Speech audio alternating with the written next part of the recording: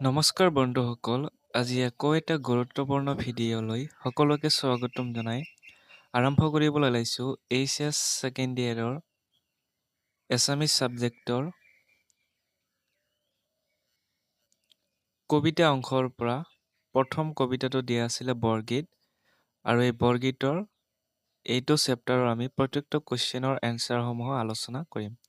চ' ভিডিঅ'টো শেষলৈকে চাই যাবা।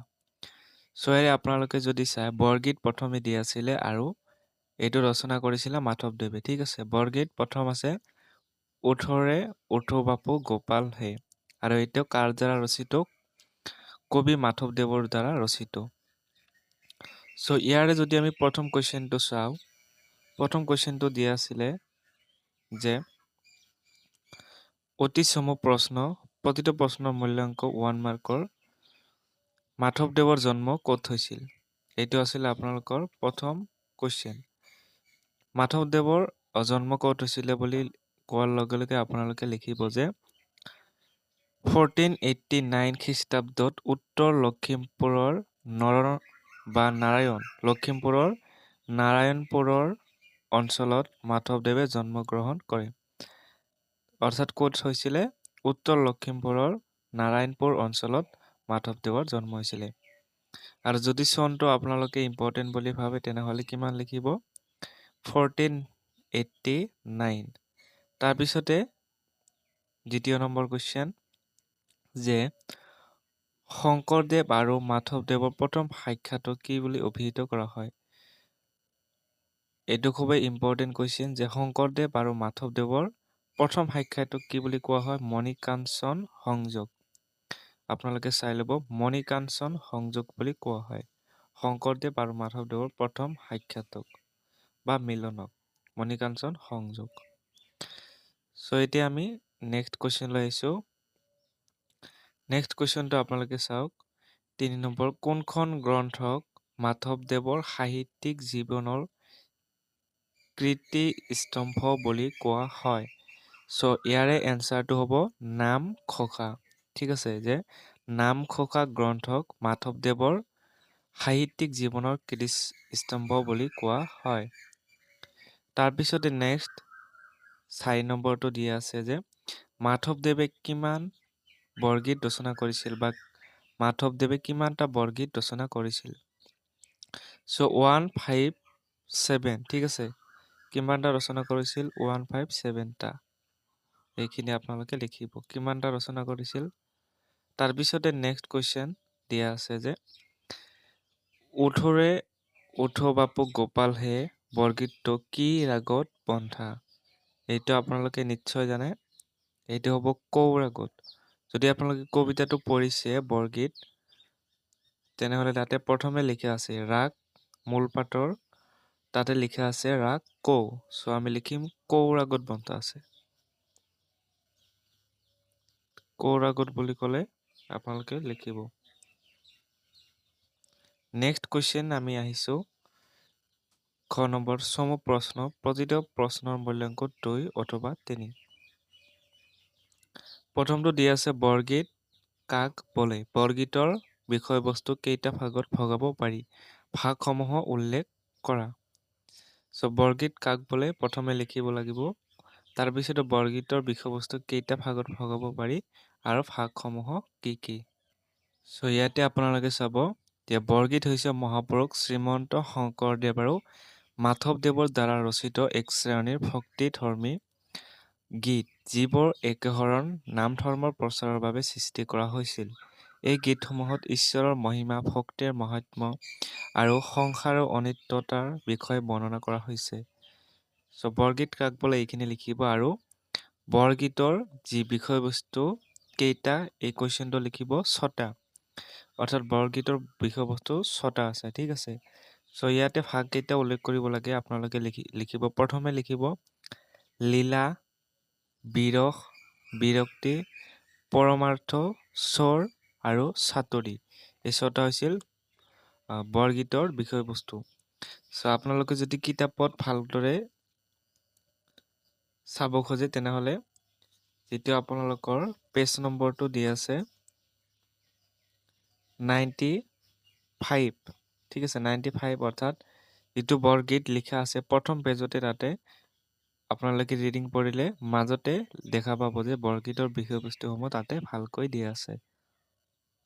চ' এতিয়া আমি 2 নম্বৰ কুৱেশ্যন লৈ আহিছোঁ যে ডক্টৰ বাণীকান্ত কাকতিয়ে বৰগীতক কিয় নবেল নাম্বাৰছ বুলি কৈছে। চ' এনচাৰটো আপোনালোকে লিখিব যে ডক্টৰ বাণীকান্ত কাকতিয়ে বৰগীতসমূহক নবেল নাম্বাৰছ বুলি কৈছে কাৰণ এই গীতসমূহৰ ভাষা ভাৱ আৰু বিষয়বস্তু অতি উচ্চ পৰ্যায়ৰ। এই গীতসমূহক আধ্যাত্মিকতা আৰু ভক্তিৰ এক মহৎ ভাৱধাৰা বহন কৰে যি মানুহৰ মনত শান্তি আৰু প্ৰেৰণা যোগায়। এতিয়া আমি নেক্সট কুৱেশ্যন লৈ আহিছোঁ 3 নম্বৰ যে মাধৱদেৱৰ বৰগীতৰ প্ৰধান বৈশিষ্ট্যসমূহ কি। চ' আপোনালোকে লিখিব মাধৱদেৱৰ বৰগীতৰ প্ৰধান বৈশিষ্ট্যসমূহ কি। গভীৰ ভক্তিভাৱ থাকে। মাধৱদেৱৰ বৰগীতসমূহত কৃষ্ণৰ প্ৰতি গভীৰ আৰু নিস্বাৰ্থ ভক্তিভাৱ প্ৰকাশ পাইছে। তাৰপিছত তেখেতৰ যি ভাষা সহজ আৰু সৰল ভাষা। তাৰপিছতে দৈনন্দিন জীৱনৰ চিত্ৰণ। এইখিনি আপোনালোকে লিখি ল'ব। চ' নেক্সট আপোনালোকৰ দিয়া আছে 4 নম্বৰটো যে শৱ পুৰুষৰ হৃদৰ ভূষণ বুলি কোনে কাক কিয় কৈছে। চ' ইয়াৰে এনচাৰটো এনেদৰে লিখিব যে এই বাক্যশাৰী শ্ৰীমন্ত শংকৰদেৱে মাধৱদেৱক উদ্দেশ্য কৈছিল। শংকৰদেৱে মাধৱদেৱৰ জ্ঞান ভক্তি আৰু পাণ্ডিত্যত মুগ্ধ হৈ তেওঁক সকলো পুৰুষৰ মাজত শ্ৰেষ্ঠ বুলি গণ্য কৰিছিল। চ' তাৰপিছতে 5 নম্বৰ কুৱেশ্যনটো দিয়া আছিলে যে সিদ্ধ মণিগণে চিন্তিয়া নপাৰে হৰি যহোৱা কোলে। হৰিক যশোদাই কিহৰ বলত পুত্ৰৰূপে পালে বুজাই লিখা এইখিনি লিখিব দিছে।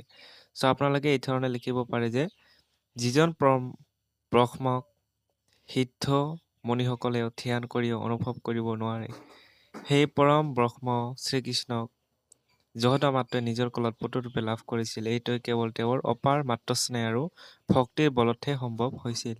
যশোদাই কৃষ্ণক কেৱল পুত্ৰৰূপেহে দেখিছিল। তেওঁৰ ঐশ্বৰিক ৰূপৰ প্ৰতি কোনো মোহ নাছিল।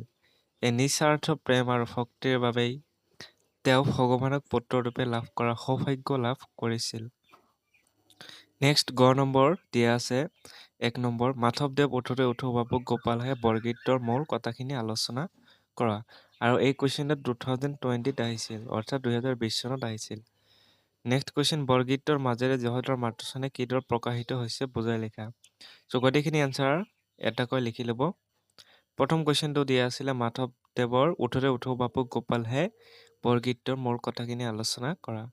চ' আপোনালোকে এনেদৰে লিখিব যে এই বৰগীতত মাধৱদেৱে শ্ৰীকৃষ্ণৰ শৈশৱৰ লীলা আৰু যশোদাই তেওঁক জগাই তোলাৰ মৰ্মস্পৰ্শী বৰ্ণনা কৰিছে।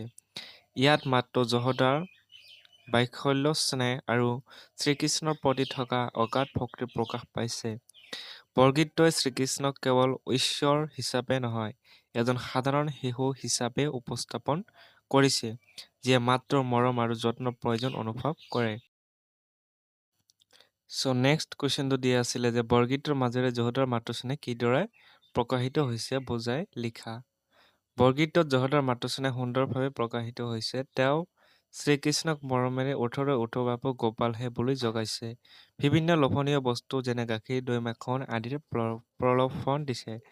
তেওঁৰ মাতত থকা কোমলতা উদ্বেগ আৰু শ্ৰীকৃষ্ণক লৈ থকা গভীৰ মৰমৰ বাবে যশোদাৰ মাতৃস্নেহক স্পষ্ট কৰি তুলিছে। চ' তাৰপিছতে নেক্সট কুৱেশ্যন 3 নম্বৰটো দিয়া আছে যে বৰগীতৰ মাজেৰে শ্ৰীকৃষ্ণৰ মানৱীয় আৰু ঐশ্বৰিক ৰূপ কিদৰে পৰিস্ফুট হৈছে আলোচনা কৰা। বৰগীতত শ্ৰীকৃষ্ণৰ মানৱীয় আৰু ঐশ্বৰিক দুয়োটা ৰূপেই পৰিস্ফুট হৈছে। মানৱীয় ৰূপত তেওঁ এজন সাধাৰণ শিশুৰ দৰে শুই আছে আৰু মাতৃৰ আহ্বানত সাৰ পাবলৈ সময় লৈছে। আনহাতে ত্ৰিজগতপতি বুলি উল্লেখ কৰি তেওঁৰ ঐশ্বৰিক মহিমা আৰু বিশ্ব ব্ৰহ্মাণ্ডৰ অধিপতি হিচাপে থকা স্থানক প্ৰকাশ কৰিছে। এই বৰগীতটোৱে শ্ৰীকৃষ্ণৰ মানৱীয় আৰু ঐশ্বৰিক ৰূপৰ মাজত এক সুন্দৰ সম্বন্ধই দাঙি ধৰিছে। তাৰপিছতে 4 নম্বৰ কুৱেশ্যন বৰগীতৰ মাধ্যমেৰে ভক্তিৰ প্ৰকাশ কিদৰে ঘটিছে আলোচনা কৰা। চ' ভিডিঅ'টো লং হয়, সেইকাৰণে মই পঢ়ি নিদিওঁ, আপোনালোকে এনচাৰসমূহ চাই ল'ব। তাৰপিছতে একেবাৰে শেষৰ কুৱেশ্যন, প্ৰসংগ সংগতি দৰ্শাই ব্যাখ্যা কৰা। ত্ৰিজগত পতি ভকত মিলিল মৰুক মাধৱে বলে। চ' ইয়াৰে আপোনালোকে এনচাৰখিনি এনেদৰে লিখিব। ত্ৰিজগত পতি ভকতি মিলিল মৰুক মাধৱে বলে, এইখিনি আছিলে আপোনালোকৰ এনচাৰটো। চ' ভিডিঅ'টো ভাল লাগিলে শ্বেয়াৰ কৰিব, লাইক কৰিব আৰু চেনেলটো ছাবস্ক্ৰাইব কৰি ল'ব, যাতে এনেকুৱা ধৰণৰ ভিডিঅ'সমূহ পাই থাকে।